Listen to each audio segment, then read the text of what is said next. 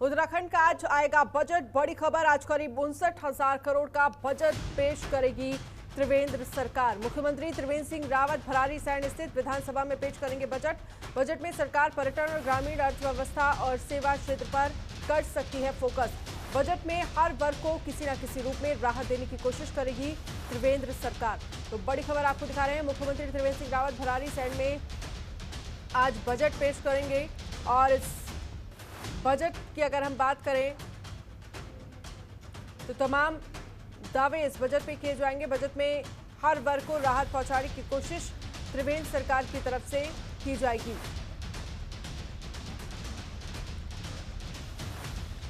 तो उत्तराखंड का आज आएगा बजट। आज करीब 59,000 करोड़ का बजट पेश करेगी त्रिवेंद्र सरकार। मुख्यमंत्री त्रिवेंद्र सिंह रावत भरारी सैण स्थित विधानसभा में बजट पेश करेंगे। बजट में सरकार पर्यटन, ग्रामीण अर्थव्यवस्था और सेवा क्षेत्र पर कर सकती है फोकस। तो बजट में हर वर्ग को किसी न किसी रूप में लुभाने की कोशिश की जाएगी। बड़ी खबर आपको दिखा रहे हैं, जहां पर उत्तराखंड का आज बजट पेश किया जाएगा। आज करीब 59,000 करोड़ का बजट पेश करेगी त्रिवेंद्र सरकार। मुख्यमंत्री त्रिवेंद्र सिंह रावत भरारी सैण स्थित विधानसभा में पेश करेंगे बजट। तो बजट में सरकार पर्यटन, ग्रामीण अर्थव्यवस्था और सेवा क्षेत्र पर फोकस कर सकती है। बजट में हर वर्ग को किसी न किसी रूप में लुभाने की कोशिश की जाएगी। उत्तराखंड का आज बजट आएगा। तो आज करीब 59,000 करोड़ का बजट पेश करेगी त्रिवेंद्र सरकार। पुष्कर नेगी इस खबर पर ज्यादा जानकारी के लिए हमारे साथ लाइव जुड़ गए हैं। पुष्कर, फिलहाल क्या कुछ जानकारी है? आज उत्तराखंड का बजट पेश करेगी त्रिवेंद्र सरकार। 59,000 करोड़ का ये बजट बताया जा रहा है। फिलहाल आपके पास क्या कुछ जानकारी है? बिल्कुल अनन्या, मैं आपको बता दूं कि आज भरारी सैण जो ग्रीष्मकालीन राजधानी को जिसको घोषित किया गया था, सबसे पहले मैं आपको अपडेट देता हूं क्योंकि आज जो है इस जो 4 मार्च 2002 को जो 2020 को जो है इसको ग्रीष्मकालीन राजधानी घोषित किया गया। तो आज जो है पहली वर्षगांठ भी यहाँ पे मनाई जा रही है भरारी सैण में कि सब, क्योंकि एक साल आज जो है पूरा होने जा रहा है। तो आज पहले तो सुबह 11 बजे सदन की कार्रवाई यहाँ पे होगी। उसके बाद जो है कुछ कार्यक्रम, कुछ सांस्कृतिक कार्यक्रम भव्य रूप से यहाँ पे किया जाना है, क्योंकि पहली वर्षगांठ जो है उत्तराखंड की जो ग्रीष्मकालीन राजधानी यहाँ पे भरारी सैण को बनाया गया था, इसको लेकर चाहे मंत्री हो, चाहे आपके विधायक हो, चाहे आपके मुख्यमंत्री हो, सभी लोग यहाँ पे पहुंचे हुए हैं। और 11 बजे के बाद यानी जो सदन की कार्रवाई होगी वो तो चलेगी ही, लेकिन जब 4 बजे का जो समय है, 4 बजे का जो उत्तराखंड सरकार है, इसका जो अंतिम बजट जो है आज जो है भरारी सैण में पेश किया जाएगा। 4 बजे यहाँ पे बजट लाया जाएगा। 69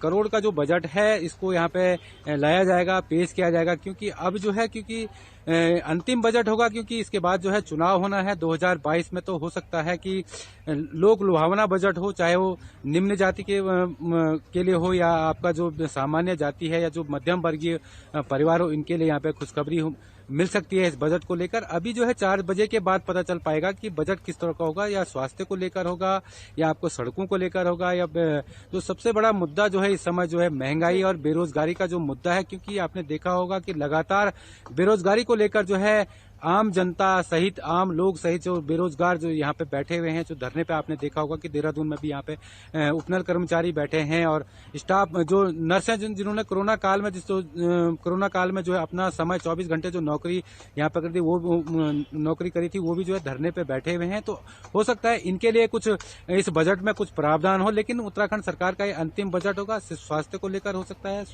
और आपका शिक्षा को लेकर हो सकता है, सड़कों को लेकर हो सकता है, बिजली को लेकर हो सकता है, और जो निम्न वर्ग है इनके लिए भी इस बजट में बहुत कुछ यहाँ पे मिलने की आशंका भी जताई जा रही है। लेकिन लगातार हो सकता है कि अब चुनावी वर्ष भी है, चुनाव का आगाज भी होना है।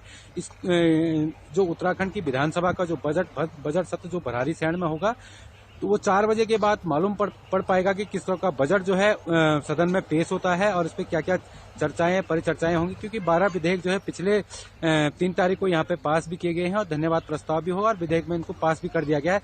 लेकिन जब 4 बजे जो बजट यहाँ पे पेश किया जाएगा मुख्यमंत्री त्रिवेंद्र सिंह रावत के द्वारा, हो सकता है कि बेरोजगारी को लेकर यहाँ पे जो उत्तराखंड में सबसे ज्यादा जो है बेरोजगारी को लेकर जो मुद्दा जो है बेरोजगारी सबसे ज्यादा जो है उत्तराखंड में है, तो उसको लेकर हो सकता है कि बेरोजगारों को यहाँ पे तोहफा मिलेगा। और अनन्या, आपको मैं एक जानकारी और दे दूं कि वन संपदा, जिस तरह से जो वन संपदा जो हमारी जो जल के खाक हो रही है उत्तराखंड की, जो वन संपदा चाहे वो चमोली का हो, चाहे रुद्रप्रयाग का हो, चाहे आपका उत्तरकाशी का हो, चाहे आपका ऋषिकेश हो, चाहे आपका कुमाऊं के क्षेत्र से लगे हुए जो वन संपदा जो जल के राख हो सकता है वन संपदा के लिए भी यहाँ पे कुछ बजट हो। लेकिन शिक्षा, स्वास्थ्य और सड़क के लिए इस बजट को यहाँ पे अहम माना जा रहा है। और सबसे बड़ा मुद्दा महंगाई को लेकर, क्योंकि पिछले दिनों जिस तरह से पेट्रोल के दाम आपने देखे होंगे और आपका गैस के दाम आपने देखेंगे, हो सकता हो कि उत्तराखंड के वासियों को कुछ राहत जो है त्रिवेंद्र सरकार यहाँ पे दे सकती है 4 बजे बाद। अनन्या, इन सबके बीच जिस तरह से देखा जाए, साफ तौर पर ये कहा जा सकता है कि त्रिवेंद्र रावत सरकार की तरफ से हर वर्ग को लुभाने की कोशिश की जाएगी।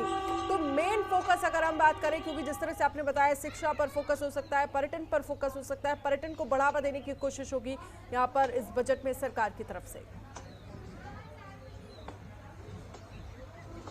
बिल्कुल अनन्या, जिस तरह से उत्तराखंड को जो है पर्यटन नगरी के नाम से भी जाना जाता है, तो पर्यटन हो सकता है कि पर्यटन के लिए, क्योंकि पर्यटन का जो क्षेत्र है उत्तराखंड, चाहे आपने 4 धाम यात्रा देखी, 4 धाम देखे होंगे, चाहे बद्री हो, चाहे केदार हो, चाहे आपका गंगोत्री हो, यमुनोत्री हो, क्योंकि देवस्थानम बोर्ड भी जो है उत्तराखंड सरकार का एक पहलू है। इस पे भी जो चर्चा, जो 12 विधेयक जो परसों पास किए गए थे, तो उसमें भी मुख्य रूप से जो पर्यटन को जो सामने रखा गया, क्योंकि पर्यटन से ही ज्यादा आमदनी होती है, तो हो सकता है पर्यटन के लिए भी इस बजट में कुछ स्थान दिया जाता है, कुछ इसमें दिया जा सकता है, क्योंकि आने वाले समय में, क्योंकि अब 4 धाम यात्रा भी चलनी है, क्योंकि अब जो चौड़ीकरण, जो रोड का जो नेशनल हाईवे जो बन रहा है, जो NH58 का जो चौड़ीकरण हो रहा है, इसको लेकर भी त्रिवेंद्र रावत की सरकार जो है, और रेलवे को लेकर भी यहाँ पे कुछ प्रोजेक्ट, क्योंकि 2024 में जिस तरह से कहा जाता है कि ऋषिकेश कर्णप्रयाग जो रेलवे लाइन है, इसको भी यहाँ पे इस बजट में शामिल किया जा सकता है, पर्यटन को भी यहाँ इसमें शामिल किया जा सकता है, क्योंकि पर्यटन से ही जो राजस्व होता है उत्तराखंड सरकार को, या जो भी सरकारें आई हो, चाहे वो भाजपा की हो, चाहे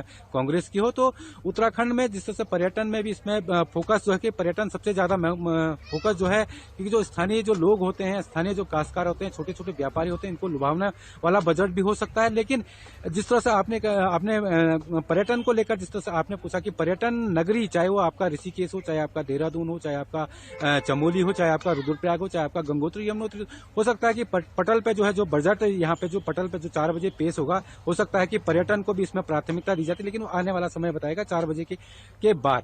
अनन्या, बिल्कुल साफ तौर पर ये देखना होगा कि 4 बजे के बाद क्या कुछ खास होगा इस बजट में। लेकिन अगर हम इस बजट को समझे तो साफ तौर पर सरकार की कोशिश होगी कि बजट ऐसा होना चाहिए जो हर वर्ग की जनता को लाभ पहुंचाए, और साफ तौर पर तमाम लोक लुभावन वादे भी इस बजट में किए जाएंगे, ये कहा जा सकता है। बिल्कुल अनन्या, आपने सही पॉइंट और सही फोकस पे बात करी कि लोक लुभावना बजट इसलिए हो सकता है कि 2022 का चुनाव जो है आने वाला है, क्योंकि समय कम है।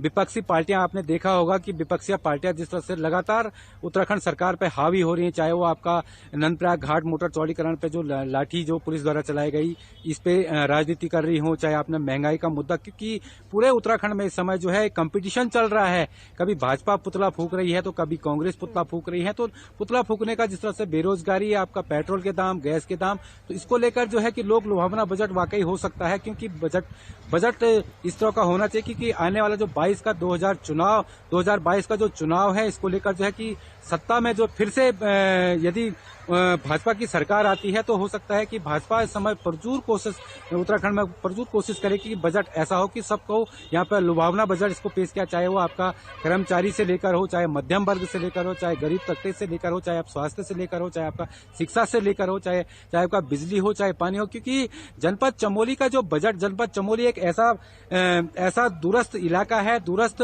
सीमांत जनपद चमोली है, क्योंकि पिछले दिनों आपने देखा हो कि सैनी गांव में जिस तरह से जो आपदा आई थी तो उसको लेकर, जिस तरह से जो घर यहाँ पे बेघर, जो लोग यहाँ पे बेघर हो गए थे, उनको लेकर भी इसमें कुछ संवेदना जो है सरकार दे सकती है। लेकिन बजट जो है, जो 4 बजे सदन के पटल में जो मुख्यमंत्री त्रिवेंद्र सिंह रावत पेश करेंगे, इस बजट को लेकर जो है लोक लुभावना बजट ये हो सकता है, क्योंकि आने वाला वर्ष जो है चुनावी वर्ष है।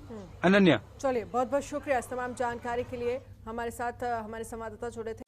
खबरों के निष्पक्ष विश्लेषण के लिए सब्सक्राइब करें Jantantra TV and press the bell icon. Never miss any update.